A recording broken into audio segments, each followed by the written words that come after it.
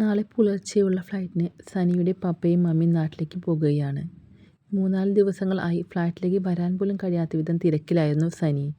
ഇടയ്ക്ക് ഒരു തവണ വന്ന് ഫ്രഷായി 2-3 മണിക്കൂർ ഉറങ്ങിയിട്ട് പോയി. ചുരുക്കി പറഞ്ഞാൽ അന്ന് സംസാരിച്ചതിന് ശേഷം നിലയെ സനി കണ്ടിട്ടില്ല. ഇന്നിപ്പോൾ പപ്പയും മമ്മിയും നാട്ടിലേക്ക് പോകുന്നത് കൊണ്ട് സ്പെഷ്യൽ പെർമിഷൻ വാങ്ങി ഫ്ലാറ്റിലേക്ക് വന്നതാണ് അവൻ. ഇനിയും 3-4 ദിവസം കൂടി ഈ തിരക്ക് കാണും.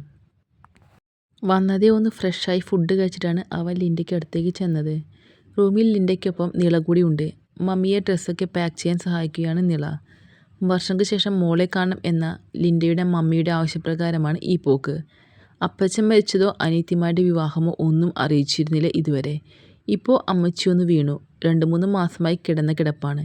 ആ കിടപ്പിലാണ് അവർക്ക് പുനർചിന്ത വന്നത്. സനിക്ക് വലിയ താല്പര്യമില്ല അവരുടെ പോക്ക്. പക്ഷെ സുരേഷിനാണ് പോയി വരാമെന്ന് നിർബന്ധം. ലിൻഡയുടെ ഇത്രയും വർഷത്തെ വിഷമം അറിഞ്ഞത് ആളാണല്ലോ. ലിൻഡ ആയി പോണം എന്നൊരു വാക്ക് പറയില്ലെന്ന് അദ്ദേഹത്തിന് അറിയാം. നീ കഴിച്ചില്ലേ? ഞാൻ എടുത്തു വച്ചിരുന്നു. മുറിയിൽ കയറി വന്നവനെ കണ്ട് ലിൻഡ തിരക്കി. കഴിച്ചു മമ്മി. സനി ബെഡിലേക്ക് വന്നിരുന്നു. നില അവനെ ഒന്ന് നോക്കുകൂടി ചെയ്യാതെ ഡ്രസ്സ് മടക്കുകയാണ്. എന്തെങ്കിലും ചോദിച്ചാൽ മറുപടി നൽകും എന്നല്ലാതെ വേറൊരു ചോദ്യമോ പറച്ചിലോ അവളിൽ നിന്ന് വരില്ല. നിങ്ങൾ നേരെ മമ്മിയുടെ വീട്ടിലേക്കാണോ? അല്ലടാ, ആദ്യം നമ്മുടെ വീട്ടിലേക്ക്, അത് കഴിഞ്ഞ് വള്ളിവട്ടത്തേക്ക് പോകുള്ളൂ. ആ സ്ഥലപ്പേരി നിലയുടെ മനസ്സൊന്ന് കുടുങ്ങി. സേതിയുടെ നാട്, അവിടുത്തെ കുറച്ച് ഓർമ്മകൾ. ആ യാത്ര അവസാനം ഉള്ളം തുറന്നവൻ, പ്രണയത്തിൻ്റെ മധുരം പകർന്നു നൽകിയവൻ. ആരോടും ഒന്നും പറയാതെ നില എഴുന്നേറ്റ് മുറിയിലേക്ക് പോയി. ലിൻഡയും സനിയും ഒരുപോലെ അവളെ നോക്കി. സനി ഒന്ന് മൂളിക്കൊണ്ടവൻ അവരുടെ മടിയിലേക്ക് കിടന്നു. എന്താ നിൻ്റെ മനസ്സിൽ? സനി ഒന്നും പറയാതെ മാമിയുടെ കൈയെടുത്ത് അവൻ്റെ തലയിലേക്ക് വെച്ചു. അവരൊരു ചിരിയോടെ അവൻ്റെ തല മസാജ് ചെയ്തു. നിള നല്ല കുട്ടിയാണ്. പക്ഷേ ഞാനറിഞ്ഞ മനസ്സിലാക്കിയ നിള ഇതല്ല. അവളുടെ പ്രശ്നം എന്താണെന്ന് അറിയണം മമ്മി. അതിനൊരു സൊല്യൂഷൻ വേണം. ആ ഒരു സാവകാശം മമ്മി എനിക്ക് തരണം. അത് മമ്മിയും തീരുമാനിച്ചിട്ടുണ്ട്. അമ്മച്ചിനെ കണ്ടിട്ട് ഞാൻ ശ്വേതയുടെ വീട്ടിലൊന്ന് പോകാം. ആ കുട്ടിക്ക് എന്തെങ്കിലും അറിയാമെങ്കിലോ? അതും നോക്കാം. എന്തായാലും എൻ്റെ ഈ തിരക്കും തീർന്നിട്ട് ഞാൻ ഒന്ന് നിലയോട് സംസാരിക്കട്ടെ. നീ ഇനി നാളെ പോയാൽ വർക്ക് കഴിഞ്ഞിട്ടല്ലേ വരുള്ളൂ? മിക്കവാറും ഇത്തിരി ക്രൂഷ്യലായ പ്രൊജക്റ്റാണ്. ഞങ്ങളുടെ ടീം അത്രയും എഫേർട്ട് എടുക്കുന്നതാ. ഞാൻ മാത്രം മാറി നിൽക്കാൻ പറ്റുമോ? സ്പെയർ കീ ഒരെണ്ണം കയ്യിൽ വെച്ചോളൂ. ജീന ചേച്ചിയെയും നിലയെയും ബുദ്ധിമുട്ടിക്കേണ്ട. ജീന അവർക്ക് സഹായത്തിന് നിൽക്കുന്ന ആളാണ്. പിന്നെ 2 ആഴ്ച, അതിൽ കൂടുതലൊന്നും അവിടെ നിൽക്കണ്ട. പപ്പയ്ക്ക് അത്ര ലീവുള്ളൂ. അതോ ഇനി വീട്ടുകാരെ കാണുമ്പോൾ അവിടെ അങ്ങ് കൂടോ? എന്താ ചെക്ക? പിന്നെ ഞാൻ ഇച്ചുവിനെ കാണുന്നുണ്ട്. നിനക്കെന്തെങ്കിലും പറയാനുണ്ടോ? മമ്മി. അവൻ അവളുടെ മടിയിൽ നിന്ന് പെട്ടെന്ന് എഴുന്നേറ്റു. നീ പിടയ്ക്കേണ്ട ചെക്ക, ഞാൻ ചുമ്മാ പറഞ്ഞെന്നുള്ളൂ. മമ്മിയുടെ ഈ ചുമ്മാ പറച്ചിൽ കാണലും ആ കൊച്ചിന് ആവശ്യമില്ലാത്ത പ്രതീക്ഷ നൽകും. ആവശ്യമില്ലാത്ത പ്രതീക്ഷയോ? ലിൻഡ അവൻ്റെ പുറത്തൊന്ന് തട്ടി. ആ കൊച്ചി ഡിഗ്രി സെക്കൻഡ് ഇയർ അല്ലേ ആയുള്ളൂ. അതിനെന്താ, നിനക്ക് 25 വയസ്സാകുന്നേ ഉള്ളൂ. കൊച്ചിൻ്റെ പഠിപ്പൊക്കെ കഴിഞ്ഞു പയ്യെ കെട്ടിയാൽ മതിയെന്നേ. അവൻ്റെ മനസ്സിനൊരാട്ടമുണ്ടെന്ന് കണ്ട് ലിൻഡ ചിരിയൊതുക്കിക്കൊണ്ട് പറഞ്ഞു. 6 വയസ്സ് വ്യത്യാസമുണ്ട് മമ്മി. 6 അല്ല, 10 വയസ്സ് വ്യത്യാസമാണെങ്കിൽ നിന്നെ മതിയെന്ന് പറഞ്ഞ് ആ കൊച്ചു നിൽക്കുന്നേ. ജെസി ചേച്ചിയെ അന്വേഷിച്ചു ആദ്യമായി വീട്ടിലേക്ക് വന്ന ഇഷയെ അവൻ ഓർത്തു. ഞാനൊന്ന് പപ്പയെ വിളിച്ച് നോക്കട്ടെ, ആരെയോ കാണാൻ പോയതാ. ലിൻഡ ഫോണുമായി റൂമിൽ നിന്ന് പോയപ്പോൾ അവൻ ആ ബെഡിലേക്ക് തന്നെ കിടന്നു. മുഖം കുനിച്ചു കണ്ണ് മാത്രം ഉയർത്തി കള്ളത്തരം കാണിക്കും പോലെ നോക്കുന്ന ഇഷയെ അവൻ ഓർത്തു. വീട്ടിൽ ഒറ്റയ്ക്കിരിക്കാൻ പേടിയുള്ള കൂട്ടത്തിലാണ് ആള്. അച്ഛനും അമ്മയും ജോലിക്കാരാണ്.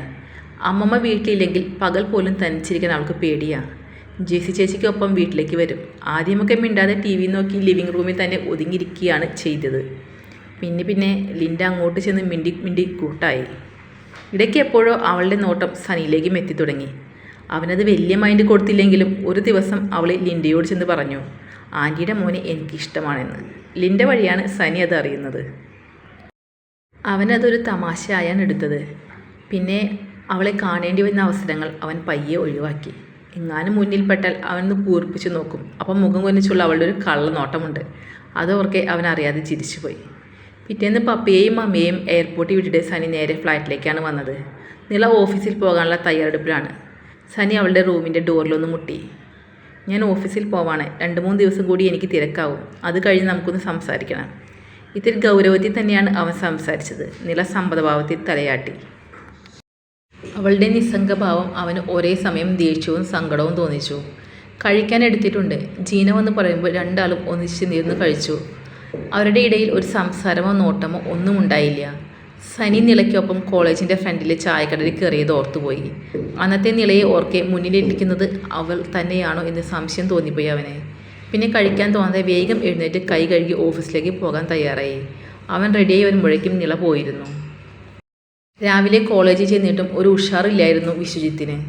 ഒപ്പം നല്ല തലവേദനയും. ഉച്ചവരെ അവൻ പിടിച്ചു നിന്നു. അവൻ്റെ ഉഴപ്പൻ മട്ട് കണ്ട് പ്രജിന് ദേഷ്യം വരുന്നുണ്ടായിരുന്നു. കഴിഞ്ഞ രാത്രി കുടിച്ചതിൻ്റെ ബുദ്ധിമുട്ടാണ് ഇതെന്ന് അവനറിയാമായിരുന്നു. ലീവ് എഴുതി കൊടുത്ത് പോകാൻ നോക്ക്. പോയി ഫുഡ് കഴിച്ച് നല്ലോണം ഉറങ്ങ്. അപ്പോൾ ശരിയാവും.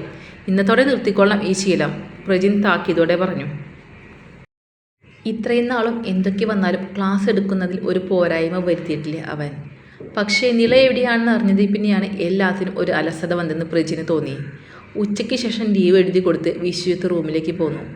മെയിൻ റോഡിൽ നിന്ന് ഹോസ്റ്റലിലേക്കുള്ള വഴി കടന്നപ്പോൾ അവന് മുന്നിൽ നിളയും സേതിയും കളി പറഞ്ഞ് നടക്കും പോലെ തോന്നി. ആ ഓർമ്മകളിൽ ഒരു കുഞ്ഞിച്ചിരിയോടെ മുന്നോട്ട് നടക്കവേ വിശ്വസാറെ എന്ന വിളിയോടെ ഒരുത്തി പിന്നാലെ ഓടി വരുന്നത് കണ്ടത്.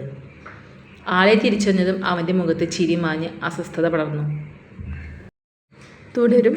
സ്നേഹത്തോടെ, അഭിനവി.